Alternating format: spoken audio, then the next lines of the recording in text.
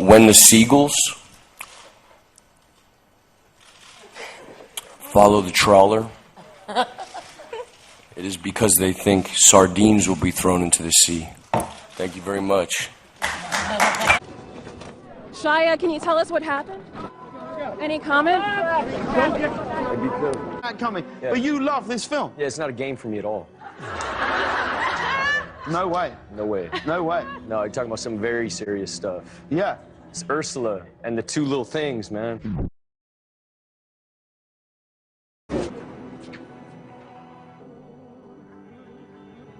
She came in and she said she wanted her head shaved. The hairdresser refused, so she literally grabbed the hair clipper and started doing it herself. Bradley, did she say why? I mean, did she offer any information? They asked why she wanted to shave her head, and she said, "I don't want anyone touching me. I'm tired of everybody touching me."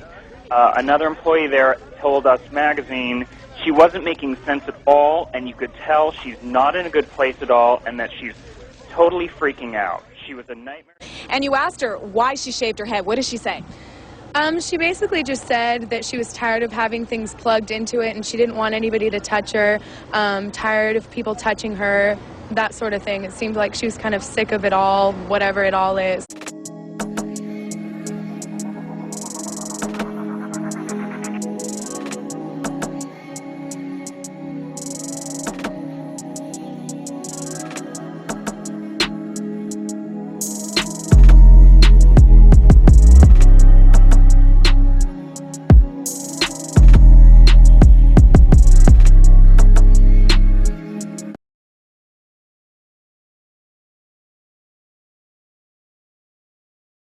Hey, what is going on with y'all, man? It is Black Balloon, and I'm coming back with another video, so y'all already know what's going on. All right, y'all.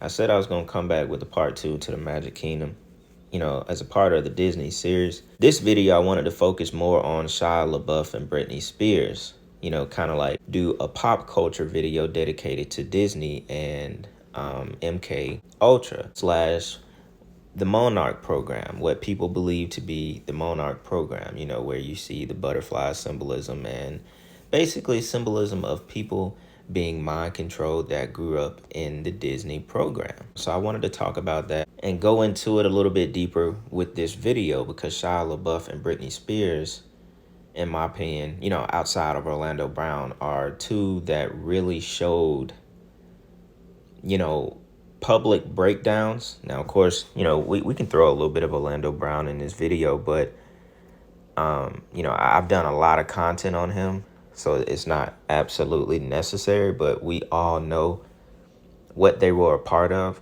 So I figured in this video would be a good chance to just kind of go down a pop culture lane, go a little bit into Shia LaBeouf, and when Britney Spears had her meltdown years ago. And, you know, there's plenty clips, plenty proof that they both were dealing with, you know, like breaking through from their MK Ultra and having those traumatizing split personalities, you know, the way they program the kids through the movies and the shows, like how in that clip where he was like, Shia LaBeouf was like, you know, Ursula and those two little things, man. He was like, we're dealing with some very serious stuff. And his face was like completely straight, you know, because he know that they were just joking and talking about Disney and Ursula and all this stuff. But he knows it's much more than that. It's really programming. It's really, you know, mind programming.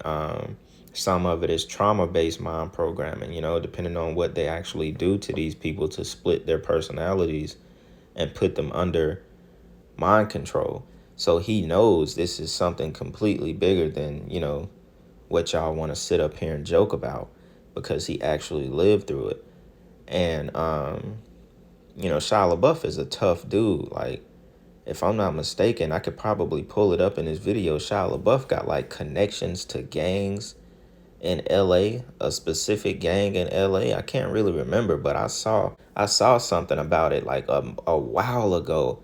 It was like something like the backstory of Shia LaBeouf, and he was like really connected to some kind of like Hispanic gang or something like that. I can't even really remember, but you know, Shia Labeouf got a little toughness about him, you know. So it's not, you know, he not one of those just people that are just gonna go for anything. You know what I'm saying? And there's plenty with Britney Spears to throw into this video to support, you know, what we believe to be the Monarch program that was, you know, ran through Disney. So we covered a lot in part 1, you know. So I thought I would just come in right here and let y'all know what this video is gonna be about. You know, I'm not gonna do too much more talking, but with that being said, we're gonna jump into the first clip. So check this out. No, serious. He plays the race card. Your love life. You're a young man. You're in movies. You're the star of a cool HBO show. How's love it life going? is terrible. It's terrible. My father. See, this is what happened. My father screwed me at a young age.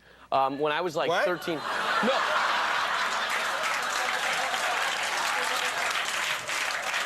Not like that, Conan.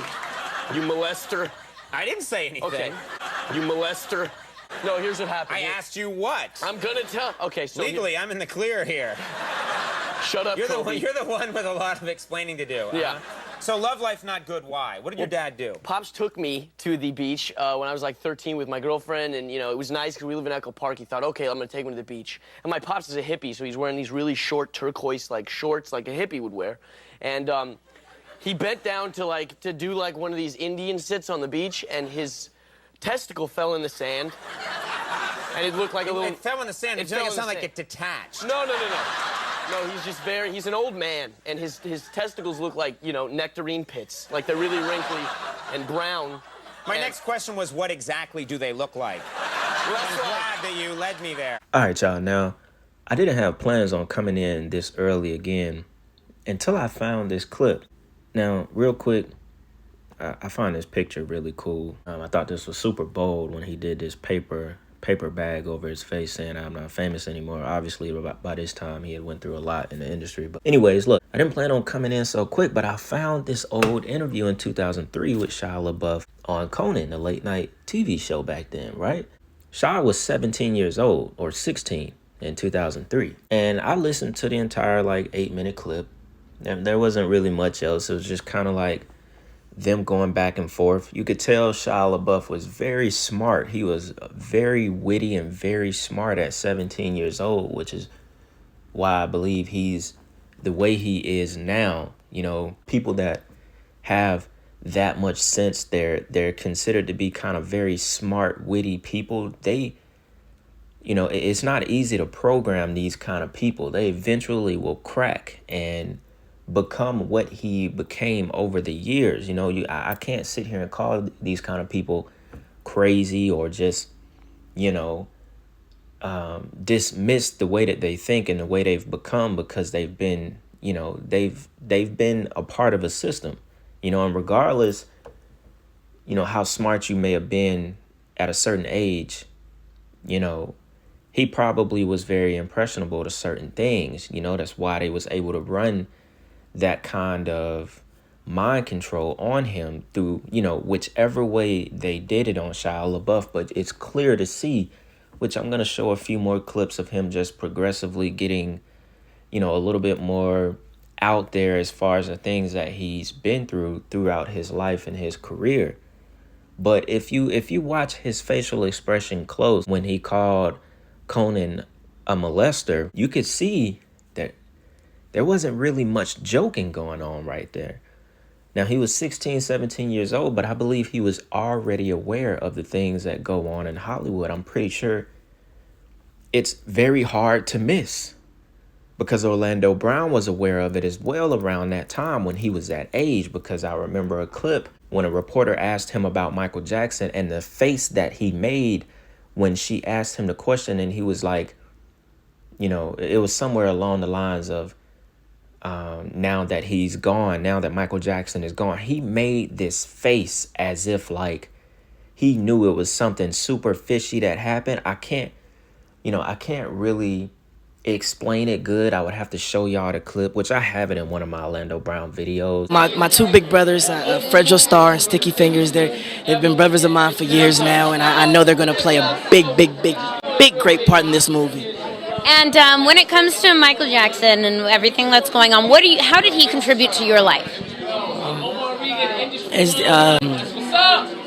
I really, like I've been saying, I really have no words, but I'm respectful towards his contribution to the music industry, and he's been like family to all of us, and I'm not taking it too well, and I won't for a while. But I think the world is kind of like that, so to move on, I think that he'll live on forever, and I know that he'll live on forever.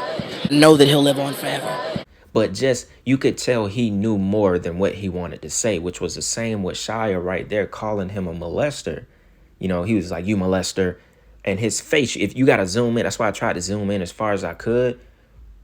But his face told more that wasn't just, that wasn't just a joke. Back then, you could say more on live TV. Today, he's never been back on Conan since then.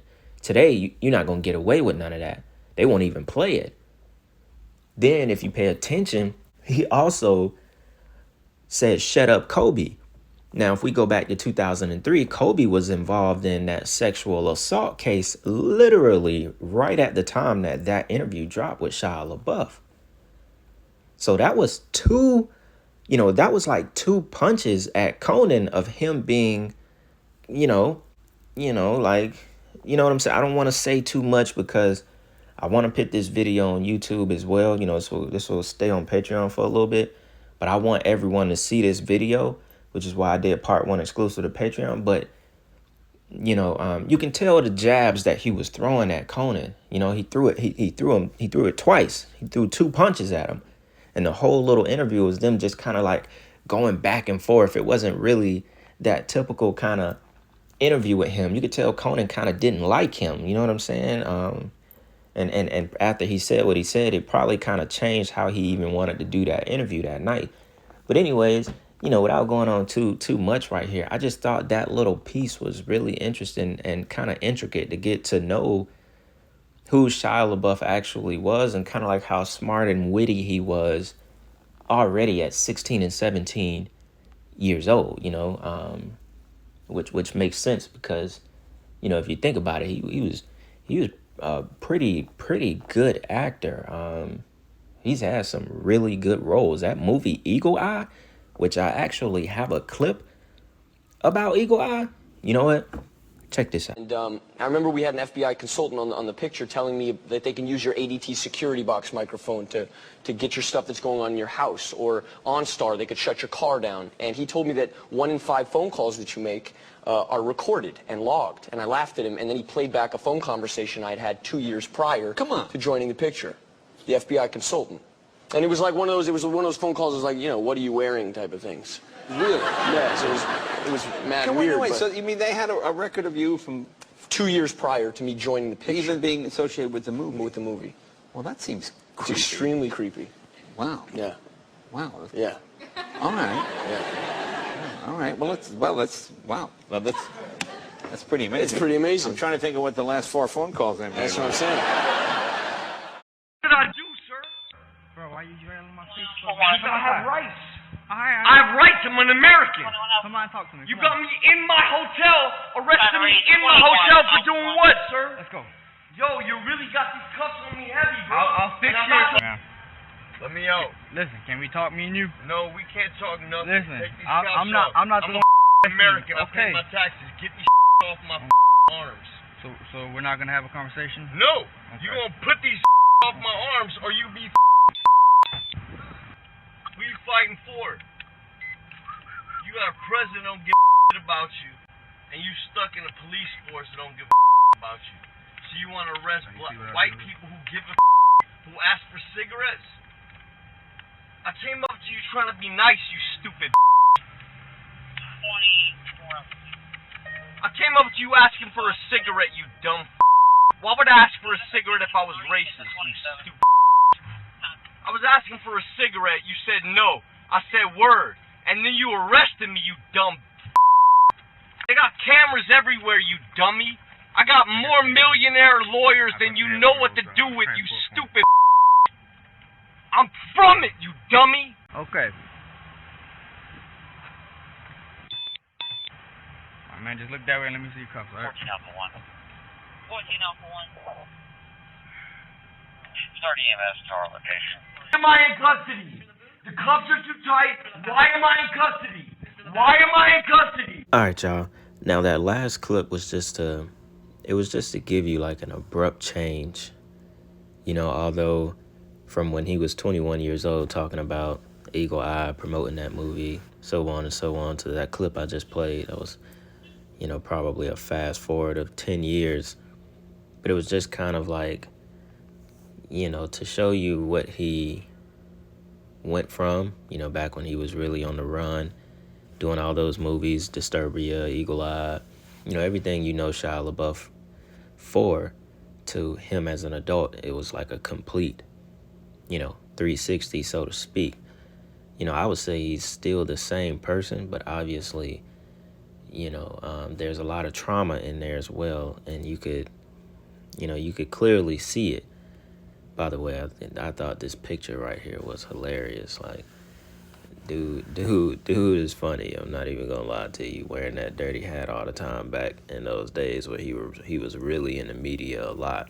But I don't think lately, unless you keep up with Shia LaBeouf, you know, there hasn't been much coming from him. But in that clip where, you know, he was talking about surveillance from the FBI. Now, we already know all that stuff to be true. You could just look up the stuff about Eric Snowden and what he exposed from the NSA. Now, I don't know about the FBI dude actually playing him back his own phone call. That sounds a little out there. I think he might have just used that to juice the story a little bit. But I could very well believe that they record probably, you know, 1 out of 4 or 5 calls.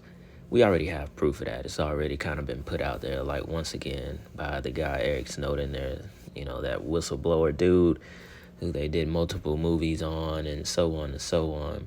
So we know about the surveillance program that the U.S. and other countries run on their citizens, and basically they all, you know, cooperate with each other. We kind of talked about it in a TikTok video.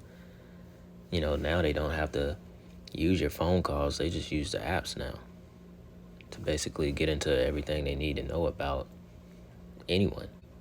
That being so long ago, I think that was 2007 when he did that interview on Jay Leno, when that Eagle Eye movie came out.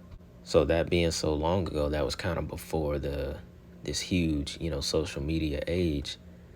So someone saying something like that on TV, you know, is kind of like, it's kind of shocking to most people.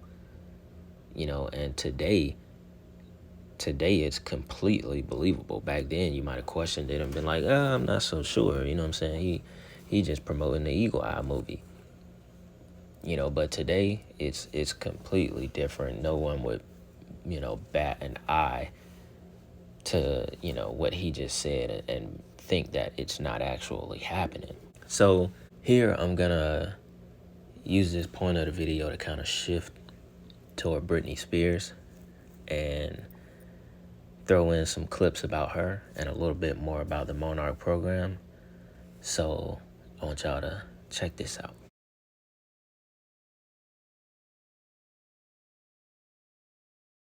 You've had a rough year. You've had a year that would test a lot of people. Mm-hmm. Illness in the family. Mm-hmm. A breakup. This spasm of publicity about what happened from Mexico to London.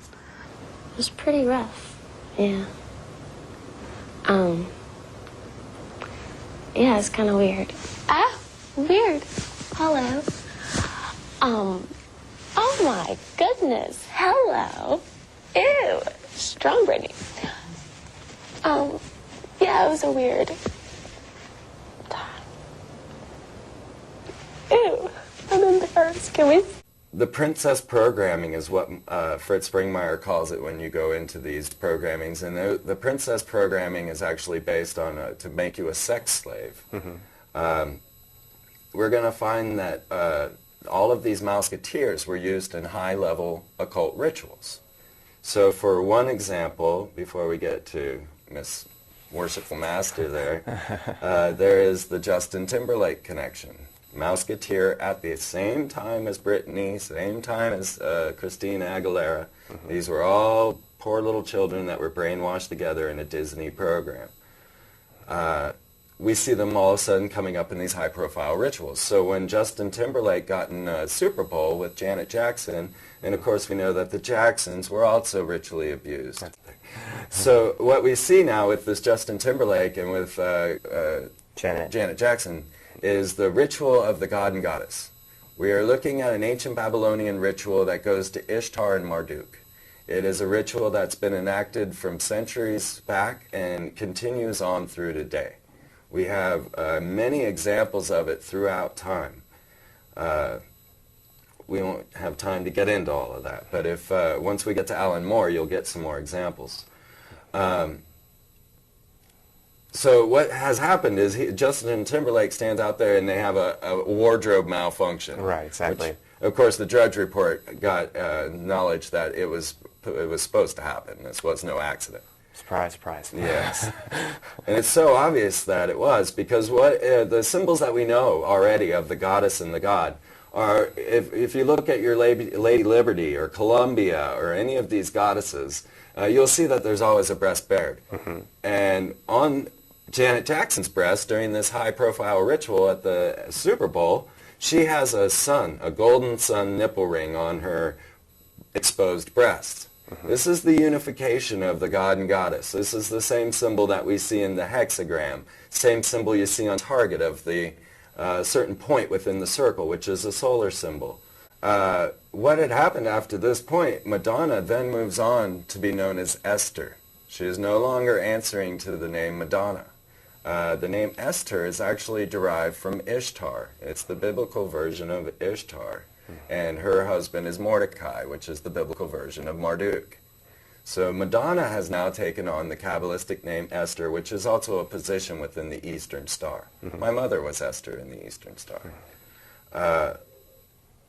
This is Ishtar. This is what we are seeing. So when Britney Spears walked into Esther's hair salon, my signals went off. I said, oh my God, but wait. This whole thing began as rock and roll did through Robert Johnson. It is urban legend. I've definitely seen witnesses testify to the fact that Robert Johnson went down to the crossroads and he there met the devil and was given the ability to play the guitar. The witnesses say, oh, he just used to noise the place. He just noised it all up. But he came back and he could play like nobody else. And this was the very roots of rock and roll, was this crossroads meeting with the devil and Robert Johnson. Well, Britney Spears checked in for 24 hours into Eric Clapton's Crossroads Center for rehab, which is named after Robert Johnson's meeting with the devil. 24 hours later, she stepped out and walked into Esther's hair salon. Now, one thing you're going to notice in this next clip is that Britney Spears has brunette hair.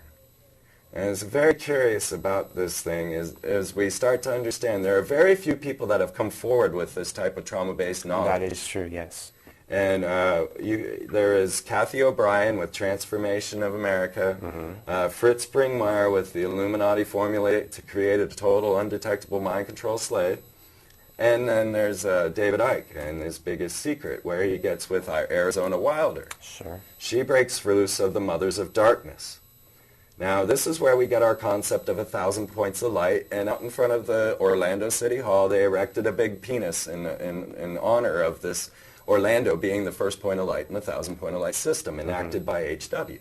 Well, this 1,000 point of lights comes from the stars up inside of the Belgian castle that is the Mothers of Darkness castle. Wow. That's where these illuminists come from. I mean, this is when you realize that the women are at the top of the ritual. They are the oracles. They are the ones, when Aleister Crowley channeled the Book of the Law, it was through a woman. They're using or taking their energy when they use these rituals. And this is the same symbols again, the penetration. Right. Britney Spears actually has brunette hair, and it was Arizona Wilder who clued us into what we're seeing here, because most people think she just went mad. But Arizona Wilder showed us that when she broke free of the Mothers of Darkness, the very first thing she did was dye her hair brown, because they don't want their priestesses to have brown hair. They are infatuated and obsessed with the blonde-haired, blue-eyed people, the Aryan race. And you're going to find that this is a Nazi genetic experiment carried on, and that these bloodlines are highly critical. And that's a very big clue, the DNA connection. Sure. So let's go ahead and watch this clip and watch how Britney actually shaves off her brunette hair. All right. Notice the Kabbalistic cross, or the hexagram, excuse me. It's the Star of David. This is Kabbalism. And in the back of her neck, she has one of the Kabbalistic names of God tattooed to the back of her head. There should be, yeah. There should be some. As you watch Britney leave, you'll see that she has quite a bit of a smirk on her face. And this is her escape. You can see the escape in her eyes, as she has actually managed to put one over on her handlers. And the news even actually commented saying that she was tired of her handlers. And this is a term used for someone who is in control of the mind control slave.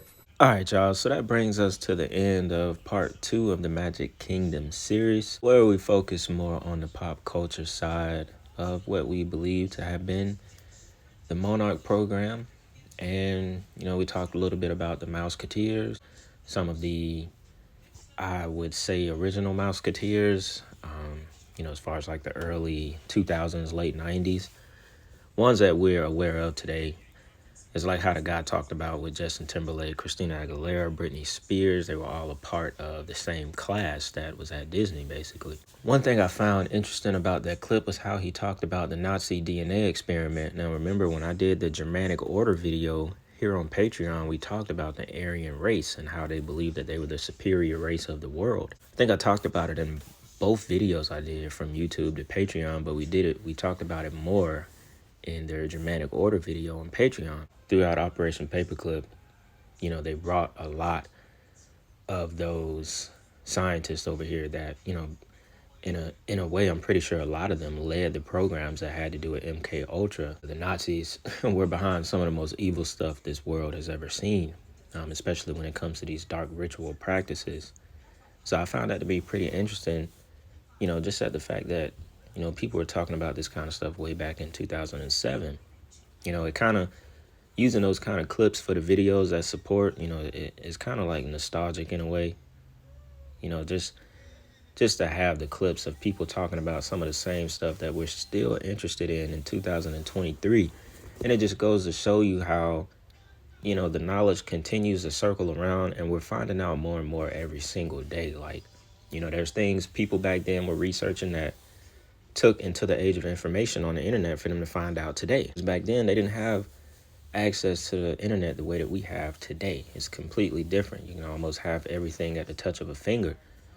And I believe it's only, you know, going to increase as time goes on, and we're going to find out things that we probably could never imagine. You know, because that's, at the end of the day, that's the point of all of this stuff anyway. That's the point about truth coming to light and kind of finding out about the unknown of this world, you know, including things that are, you know, very evil, unfortunately. But, you know, without just going on and on, beating the same topic, thought this was a pretty good video. Really hope y'all enjoyed it. If y'all want me to cook up another video along this series, just let me know. Of course, let me know any other suggestions that you guys have for me. I think I'm going to let this video sit on Patreon for a few days. I am going to try to upload it to YouTube to see if I can post it without it getting flagged. If I can, I will put it on YouTube, because I kind of want everyone to see this video and not keep it completely exclusive to Patreon. You know, but y'all will be able to watch this video for anyone else. I'm going to leave it on here for a few days. So with that being said, man, as always, I appreciate y'all support. Y'all know I'm going to continue working. We still got a lot more videos to do. I think the next big video I really want to tackle is that Kanika Jenkins video. So I'm going to need a little time to just make sure I get it right, cover all the angles. I think that'll be a really interesting video. Bring that topic back around. A lot of people have been asking for that over the past, like, month or two. So I think it's time that I go ahead and get to it. But with that being said, man, It's Black Balloon, and I'ma see y'all soon. I'm out.